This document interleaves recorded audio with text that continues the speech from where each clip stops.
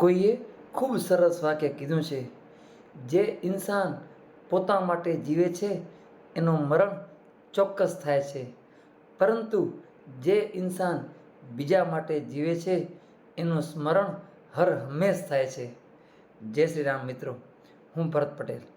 ફરી એક મસ્ત મજાની વાત છે એક પિતા પુત્રીની.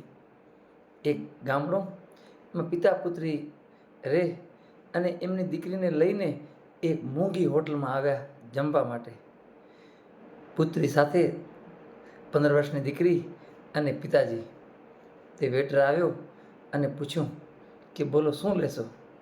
ત્યારે કાકાએ કીધું કે એક પાઉંભાજી લઈ આવો, કે એક પ્લેટ પાઉંભાજી. તો વેટરે પૂછ્યું કે દીકરી છે તમે છો તો એક જ પ્લેટ? કે તો કાકાએ કીધું કે મારી દીકરી આખા જિલ્લામાંથી ટોપ થઈ છે, કે એ એસએસસીમાં ટોપ કર્યું છે. કે તો મેં એને વચન આપ્યું હતું કે તો ટોપ કરીશ ને તને કે શહેરમાં લઈ જઈશ અને મોંઘી હોટલમાં અને સારામાં સારી હોટલમાં તને પાઉંભાજીની એક પ્લેટ ખવડાવીશ. કે આમ કહી અને કીધું. અને વેઇટર પણ પોતાને શેઠ કને ગયો અને શેઠને કીધું કે શેઠજી, મારી તમને રિક્વેસ્ટ છે કે આજે જે ટેબલ પર પિતા અને પુત્રી બેઠા છે ને એમને એક પાઉંભાજીનો પ્લેટનો ઓર્ડર કર્યો છે, પણ હું વિચારું છું કે એ આપણી દીકરીએ આખા જિલ્લામાં ટોપ એસએસસીમાં કરેલ છે. કે તો એક પ્લેટ એના પિતાને હું ખવડાવું, કે તમે મારા પગારમાંથી કાપી લેજો. કે ત્યારે શેઠે કીધું કે બેટા, આવી નાની વાત કરાય? કે એ આપણી દીકરી છે, કે આપણા ગામની જ દીકરી કહેવાય. કે તો એમ કર, એમના માટે, એમની દીકરી માટે અને બીજી પણ 4-5 બીજી ડીશ પેક કરી દે અને 2-3 કિલો સારી મીઠાઈ દેજે એમને.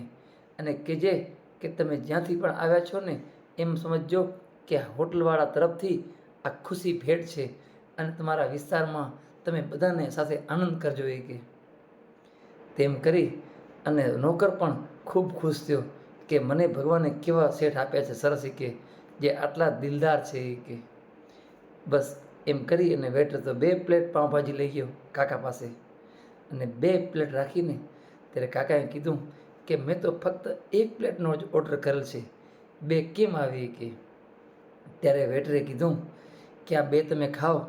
તો કાકા કીધું કે મારી પાસે 1 પ્લેટના જ રૂપિયા છે. કે ત્યારે વેટરે કીધું કાકા તમે ચિંતા ના કરો, આ તમારી દીકરી એ અમારી જ દીકરી છે. કે અને મેં મારા માલિકને વાત કરીને, મારા માલિક પણ એટલા દયાળુ છે. કે એમને કીધું છે કે આપણી દીકરી આખા જિલ્લામાંથી ટોપ થઈને આવી છે તો એને ખવડાવો, એના પિતાજીને ખવડાવો અને બીજી પણ તમે જમી લો.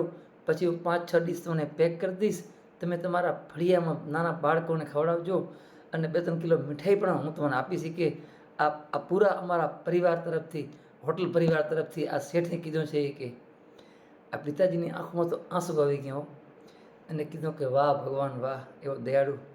અને પિતા પુત્રી મન ભરીને ખાધું, ખૂબ ખાધું અને શેઠજીએ પણ 5-6 પ્લેટ અને 2-3 કિલો મીઠાઈ મોકલાવી અને શેઠનું હૃદય પણ ગદગદ થઈ ગયું હતું, કારણ કે આ દીકરી જિલ્લામાં ટોપ કર્યું હતું. બસ સમય જતાં વાર ક્યાં લાગે છે, થોડા આને વર્ષો વીતી ગયા. પછી એ જ શહેરમાં આ દીકરી કલેક્ટર થઈ ગઈ. યુપીએસસીની પરીક્ષા પાસ કરીને આખા જિલ્લામાંથી કલેક્ટર થઈ રહી અને કલેક્ટર થઈને તો એની પણ યોગાનુયોગ પરમેશ્વરની કેવી કૃપા કે એને આ શહેરમાં જ નોકરી મળી અને આ શહેરની જ કલેક્ટર થઈ ગઈ રહી દીકરી. તે બસ એને કીધું કે આપણે આ હોટલમાં જવાનું છે અને સાંજનું ડિનર ત્યાં લેશું.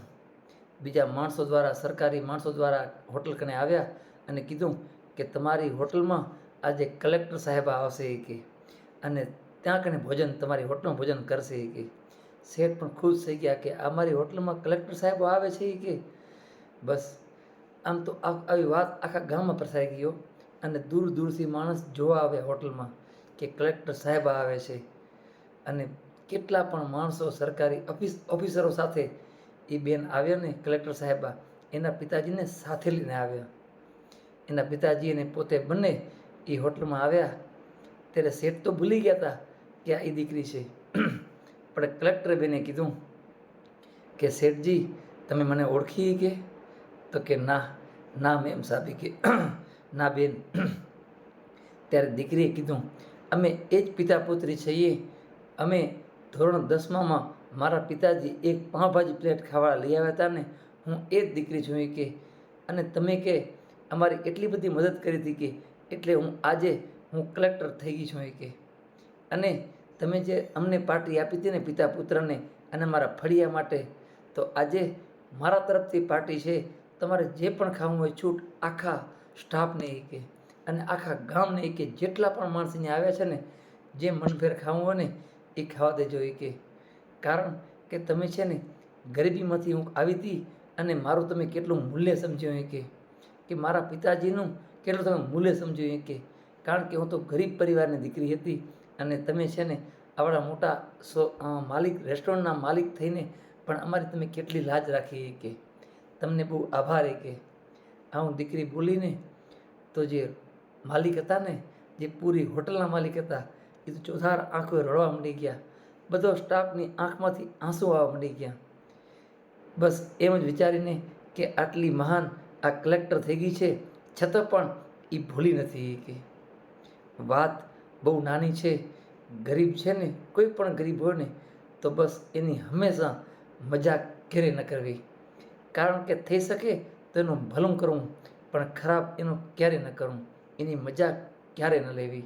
કારણ દીકરીએ કીધું કે તમે જે એમને પ્રેરણા આપીને કે ધોરણ 10માંથી જિલ્લામાં આખા ફર્સ્ટ લાવી હતી, તો મને પ્રેરણા મળી કે હું હજી ભણું અને આગળ ભણું અને ભગવાનની દયાથી અને તમારા આશીર્વાદથી યુપીએસસીની પરીક્ષા પાસ કરી અને હું કલેક્ટર થઈ છું. આ બધું તમારા પ્રતાપે શેઠજીએ કે. અને શેઠ માલિક હતા ને રેસ્ટોરન્ટના, એ તો બસ એની આંખમાંથી આંસુ રોકાતા નહોતા. કારણ કે આ ખુશીના આંસુ હતા કે બસ એને એક ભલાઈ કરી કે બસ કોઈની દીકરી એ આપણી દીકરી સમજી અને બસ એને ટેકો આપ્યો કે બસ ગરીબની દીકરી પણ ધારે કરી શકે છે. માટે હંમેશા ક્યારે પણ કોઈની સાથે મજાક ન કરવી. કારણ કે અહીં નહીં, ઉપરવાળો જોવે જ છે રહ્યો. બસ આ નાનકડી વાત તમને ગમતી હોય તો આગળ શેર જરૂર કરજો.